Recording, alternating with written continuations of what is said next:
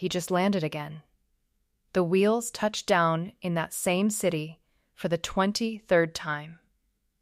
Mia stared at the flight tracker on her phone, her thumb frozen over the screen. Something in her gut twisted violently. This wasn't suspicion anymore. This was the moment her perfect marriage would explode into 1,000 pieces of lies. Hey everyone, welcome back to Betrayal and Revenge Stories. If you love stories that start with sweet romance and spiral into gut-wrenching betrayal before delivering ice-cold, soul-satisfying justice, smash that like button right now. Turn on notifications. This is going to be a long, addictive ride. Grab your tissues, maybe something stronger, because Mia's story will destroy you and then rebuild you stronger. Let's dive in. Mia had given Alex everything. Her trust, her future, her entire heart. They met 5 years ago at a rooftop networking event overlooking the Chicago skyline. The night was warm, string lights twinkling above expensive cocktails. Mia was the rising interior designer, sketchbook always in her bag, fingers usually stained with charcoal. Alex was the confident regional sales manager, tall, charming, with that effortless smile that made strangers want to buy whatever he was selling. Their eyes locked across the crowd.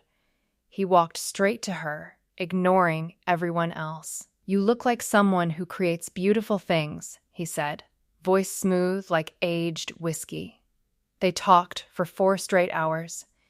He listened when she described her dream of opening her own studio. He laughed at her silly jokes. By the end of the night, he kissed her under the stars and whispered, "I think I just met my future." Within weeks, they were inseparable. Month 4, Mia moved into his sleek downtown loft with those floor-to-ceiling windows that made the city lights dance at night.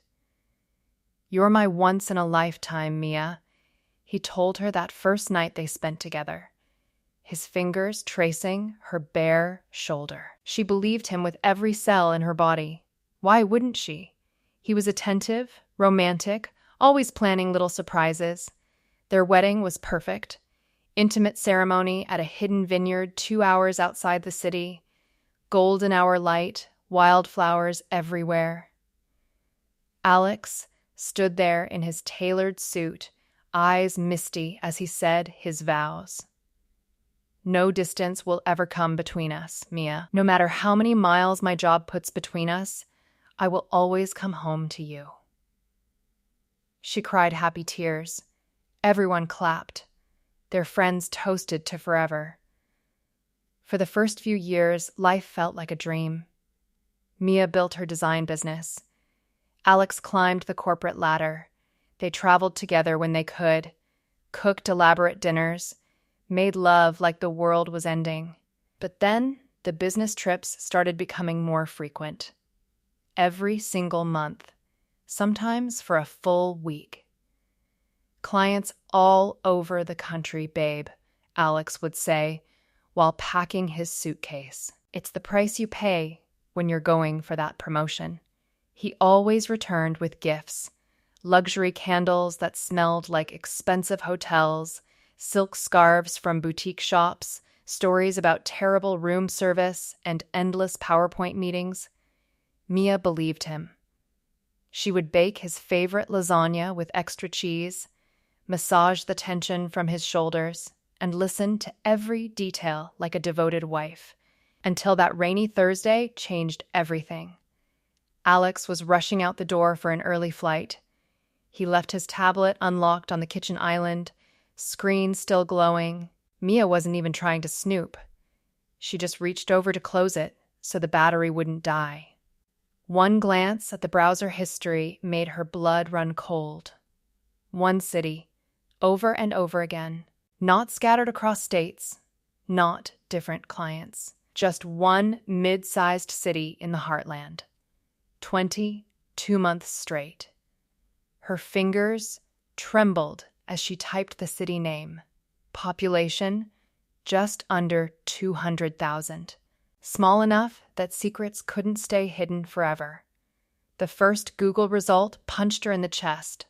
Lauren Bennett, Alex's college ex. The one he claimed he hadn't spoken to in years. The one he described as completely wrong for me, Mia. She never understood me like you do. Mia's knees gave out. She sank onto the cold tile floor, heart hammering so hard she thought it might crack her ribs. No, this couldn't be happening. Not her Alex. Not the man who called her every night from the road saying he missed her voice. But the evidence kept pouring in like poison. Hotel charges in the exact same district every month. Rental car receipts showing pickups near Lauren's condo complex. Restaurant bills for two at that Italian place Alex always said he hated. Mia's hands shook as she dialed Alex's colleague. Hey, it's Mia. Quick question, Alex is in Boston this week for the big merger meetings, right? The line went quiet for too long. Boston? Mia, we haven't had any East Coast accounts for almost 2 years. Alex only handles the central region now. Same city every single trip. Is everything okay at home? The phone slipped from Mia's fingers and clattered to the floor. She barely reached the sink before everything came up. The betrayal burned like acid in her throat. That night, sleep was impossible. Mia stayed up until dawn, building a secret folder on her laptop. Every receipt, every booking confirmation, every Google Maps route showing exactly 12 minutes driving time between his hotel and Lauren's front door. 12 minutes. That was all it took for her husband to step into another woman's life. She printed everything, spread the papers across the living room floor like crime scene evidence, photos of the city, timelines. Her eyes were red and swollen, but her mind was sharpening into something dangerous. 2 weeks of silent torture passed. Alex came home smiling like nothing was wrong, holding a bouquet of white roses. God, I missed my beautiful wife. He leaned in for a kiss. Mia turned her face at the last second. How was the trip this time? Brutal. Non-stop presentations. You know how these things go. She forced a sweet smile. Must have been rainy the whole week, huh? He nodded without hesitation.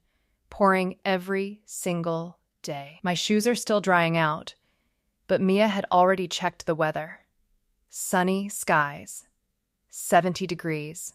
Bluebird weather. The lie sat between them like a loaded gun. Rage began to boil under her calm surface while she rubbed his shoulders that night, pretending everything was normal. She hired a private investigator the very next morning. Paid extra for urgency. The report arrived 10 days later in a plain brown envelope that felt like it weighed 1,000 pounds. Dozens of high-resolution photos spilled out. Alex and Lauren sharing candlelit dinners, laughing like carefree teenagers, their hands intertwined across the table. Deep kisses outside her building. One photo showed Alex gently rubbing Lauren's very pregnant belly with pure love in his eyes. That's when she realized this wasn't just cheating. It was something much worse. Lauren was 8 months pregnant. With Alex's baby, he had been wiring money for prenatal care, buying tiny onesies and stuffed animals, planning to be in the delivery room while telling Mia he had mandatory leadership training that month.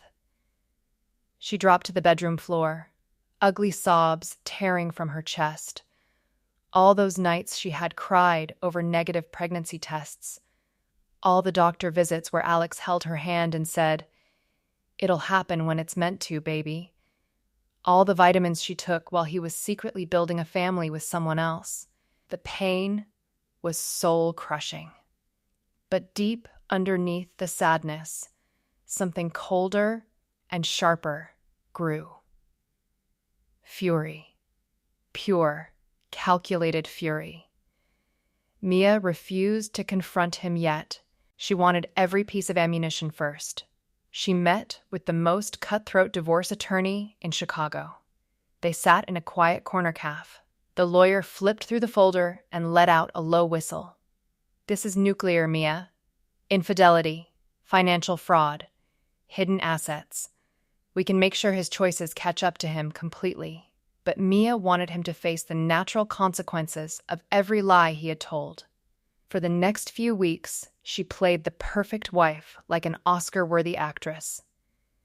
She cooked his favorite steak dinners with all the trimmings, wore the tight red dress he loved stripping off her. Let him make love to her while her mind rehearsed every step ahead. "You've been so good to me lately," Alex murmured one night, sweaty and satisfied, stroking her hair. "I have," Mia whispered back, staring at the ceiling with a small, secret smile. Very, very attentive.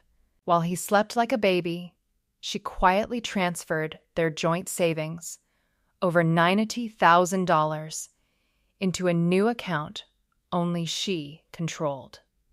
She accessed his hidden cloud notes and found the passwords to 3 secret investment accounts. Cashed them all out. Sold every expensive gift he'd ever bought her, using their shared money on resale sites. $147,000 now sat safely beyond his reach, earning interest in her name alone. She spent hours curating the presentation. 45 professional slides, crystal clear timelines with exact dates and flight numbers, bank transfer screenshots, high-resolution private investigator photos, video clips she had secretly recorded of his lies, voice recordings of his late-night "I miss you" calls. It was detailed, factual, and devastating. But the first small setback came when she tried to send it. One of Alex's closer colleagues, someone she had considered a friend, received an early version by mistake and immediately called Alex to warn him.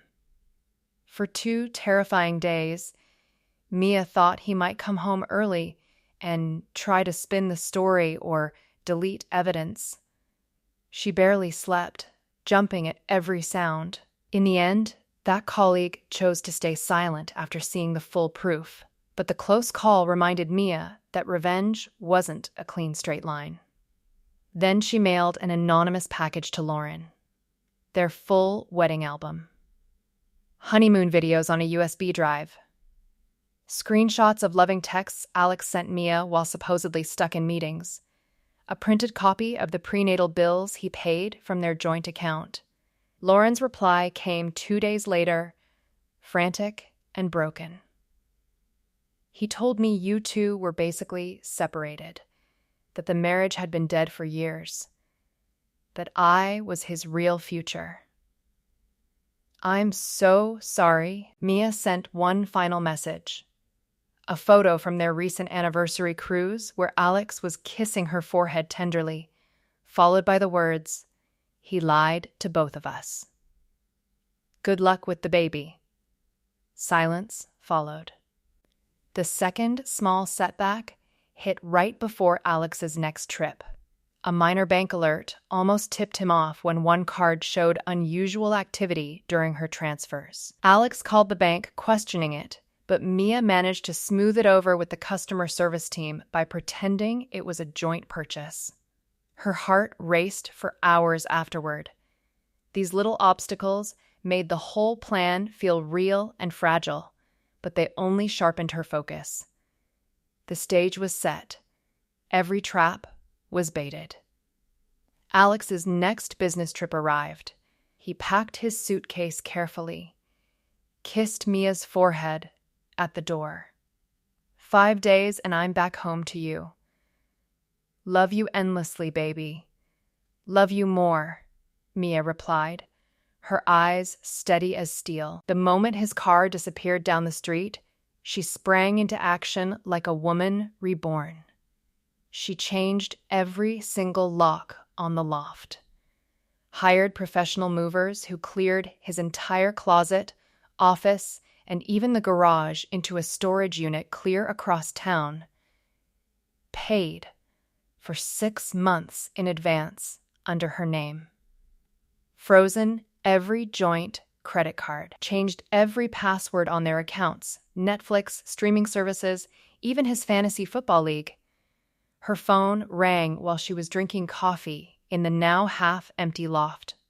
Alex, from the airport, voice already strained. "Mia, my cards keep getting declined. Some weird bank glitch. Can you call them?" "Try them again," she said calmly, sipping her latte. He called back 2 minutes later, voice rising into panic. "Nothing works. The hotel won't check me in. What the hell is going on, Mia?" "Alex," Mia said, her voice ice-cold and steady, every word dripping with months of suppressed pain. "I know everything. Lauren Bennett, the baby you're about to have with her. Every single so-called business trip was to the same city where she lives. Every month for almost 2 years. The money you moved, the lies you told while I waited here like a fool, cooking for you, loving you, believing you, dead silence on the line. Then desperate, broken begging. Mia, please. It's not what you think. I can explain everything. I love you. This was a stupid mistake. She doesn't mean anything. You loved her enough to get her pregnant while I was tracking my ovulation and crying over negative tests," Mia replied, every word sharp as a blade. "The divorce papers will be served tomorrow morning at your office. Your things are gone." I sent the full presentation, every photo, every receipt, every message, to your boss, your entire company directory, your LinkedIn network, both our families and Lauren's parents. I even included the ultrasound pictures you paid for with our savings. His choices have finally caught up to him. She hung up, blocked him on every platform, then sat back on the couch, breathing deeply for the first time in months. The tears came, but they were different now. They were tears of release. The presentation spread through the company. Within 4 hours, Alex's boss called him in a fury. By the next afternoon, Alex was terminated for violating the morals clause, with cause. No severance, no final paycheck, no recommendation. His boss forwarded the deck to the entire sales team with a note about integrity. Colleagues he had worked with for years started unfollowing him on social media. Some sent Mia supportive messages. His mother left multiple, tearful voicemails at 2 a.m. "We didn't raise him to live like this, Mia. I'm so ashamed. Please know I'm on your side." Mia felt only cold satisfaction. She screenshot every panicked text from Alex's family and saved them. The divorce battle was swift but vicious. Alex tried to fight at first, hiring a cheap lawyer, claiming it was just an emotional affair. Mia's attorney destroyed him in mediation. The judge took one look at the evidence and ruled heavily in Mia's favor. She kept the beautiful loft, both cars, the majority of assets, and even received alimony for 3 years. Alex was ordered to pay back every moved dollar, plus interest, plus full child support for the baby he made with Lauren. Lauren left him 2 weeks after giving birth. She sent Mia a message. I blocked him. "I'm sorry for what he did to us both." Mia never replied, but she slept better that night. For months, Alex spiraled. Mia heard through mutual friends that he was couch surfing, begging for any sales job, getting rejected the moment they ran a background check. Creditors started calling. His car got repossessed.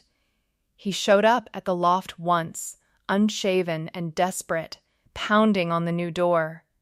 "Mia, please, I have nowhere to go.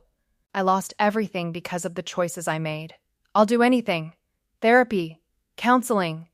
Just give me another chance." Mia watched him through the peephole for a full minute, then opened the door just enough to speak. "You built an entire second life. You stole from our future while I was planning ours. Now his choices have caught up to him. Live with it. Alone. She closed the door, changed the code on the elevator, never looked back. But even after the main storm passed, revenge left a hollow ache in the weeks that followed. Mia would wake up in the middle of the night, the loft too quiet, the bed too big. She'd reach for Alex out of habit and feel the sting all over again. The anger faded into deep, heavy sadness. Some days she couldn't get out of bed. She canceled client meetings, stared at blank sketchbooks, wondered if she would ever trust anyone again. One morning, she forced herself to call a therapist recommended by her lawyer, Dr. Elena Ramirez. The first session was brutal. Mia sat on the couch, arms wrapped around herself, and cried for 40 straight minutes before she could speak. "I gave him everything," she whispered, "and he chose her. While I was dreaming about our baby, he was making one with her. How do I ever feel whole again?" Dr. Ramirez leaned forward gently. "You don't go back to who you were, Mia. You build someone stronger. The betrayal didn't break you. It revealed you." Those words stuck with her. Mia started going to therapy 3 times a week. She journaled every night, pages and pages of rage, grief, and slowly, tiny sparks of hope.